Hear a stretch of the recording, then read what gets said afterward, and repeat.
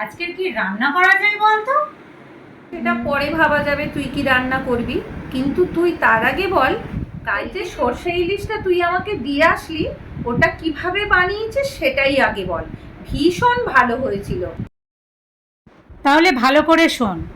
প্রথমে মাছগুলোকে ভালো করে পরিষ্কার করে নুন হলুদ দিয়ে মাখিয়ে রেখে দিবি।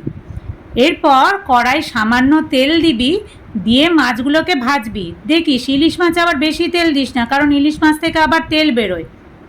আচ্ছা শোন, মাছকে কিন্তু খুব বেশি ভাজবি না, হালকা করেই ভাজবি, কারণ সর্ষে ইলিশে বেশি মাছ ভাজতে নেই।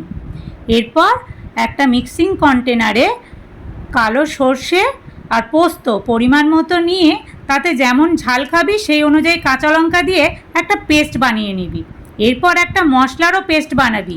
তার মধ্যে দিবি হলুদ গুঁড়ো, লঙ্কা গুঁড়ো, নুন আর জিরে গুঁড়ো দিয়ে জল দিয়ে একটু গুলে নিবি।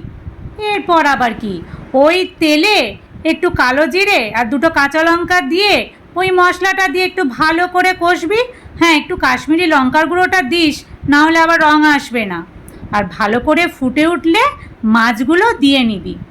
বেশ ওই 5 মিনিট মতো ভালো করে ফুটলে তার মধ্যে সর্ষেটা দিয়ে আরও 2-3 মিনিট ফুটিয়ে নিবি। শেষে কাঁচা সর্ষের তেল দিয়ে নামিয়ে নিবি। হ্যাঁ, আর একটা কিছু টিপস দিই তোকে, সবসময় রান্না করার 10 মিনিট আগে সর্ষেটা বেটে রাখবি। আর সর্ষেটা ভালো করে বাটবি, না হলে কিন্তু ওই তেতো তেতো ভাব আবার থেকে যায়। আর সর্ষেটা দেওয়ার পর বেশি ফোটাবি না। কিরে, বুঝলি তো? রান্নাটা করে খাওয়াস।